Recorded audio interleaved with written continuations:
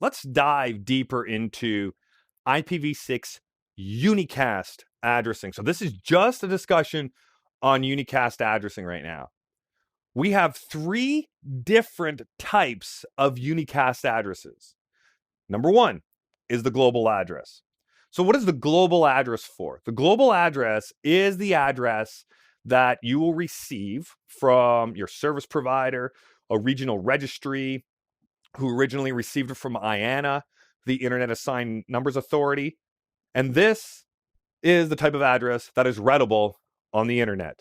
So the global unicast addresses are the addresses that we can classify as public IP addresses if you are trying to compare it to IPv4.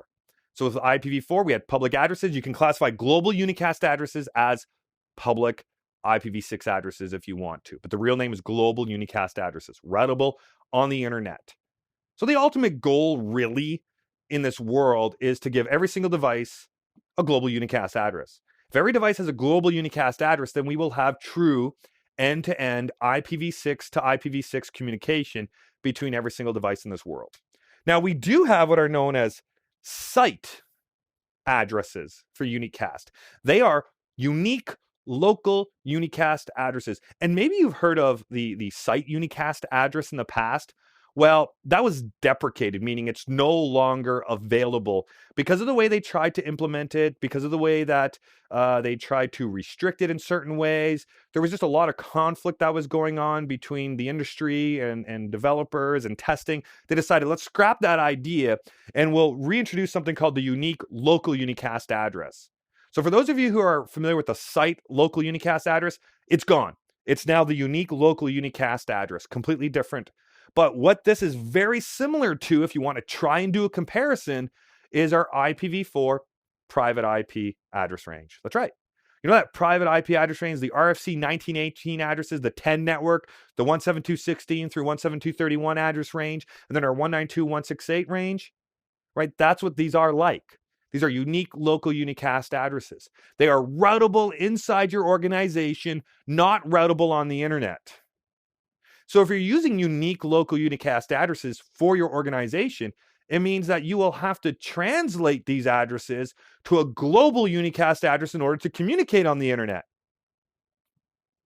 That's right. So we're going to need NAT for IPv6 at that point in time.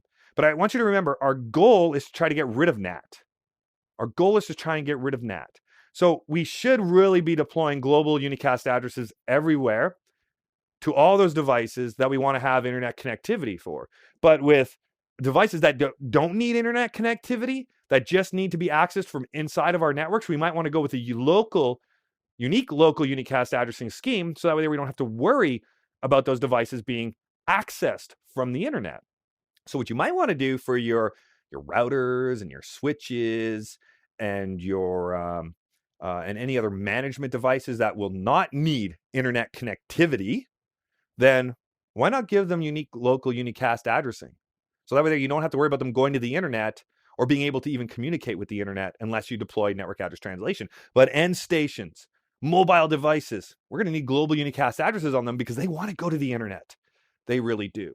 If you plan on using unique local addressing for the end stations, then you're going to have to do network address translation for IPv6, which we really don't want to do, but it is a possibility. So our last one here is our link local addresses.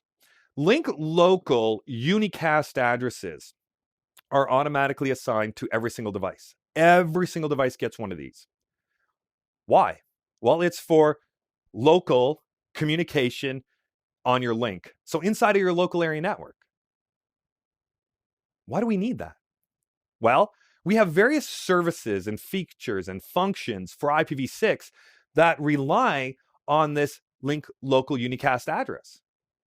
And using this link local unicast address, we can still communicate inside of our local area network, regardless of whether we have a unique local unicast address or a global unicast address, doesn't matter. So every device in an IPv6 network automatically gives itself this address, this link local address, as soon as IPv6 is enabled on the interface. So that way there, it has the ability to communicate locally in the local area network. So these are non-routable addresses.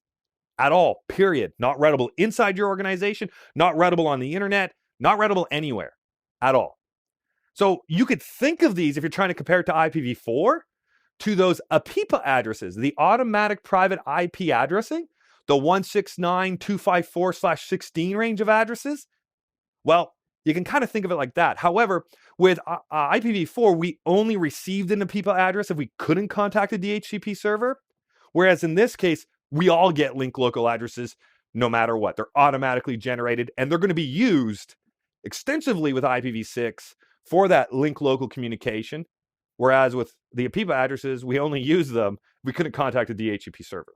So these are the three different types of unicast addressing we have with IPv6. So global unicast addressing, routable on the internet and routable inside your organization. Unique local unicast addressing, routable only inside your organization. Link local unicast addressing, not routable at all, and every single device will generate a link local unicast address for every single IPv6 enabled interface.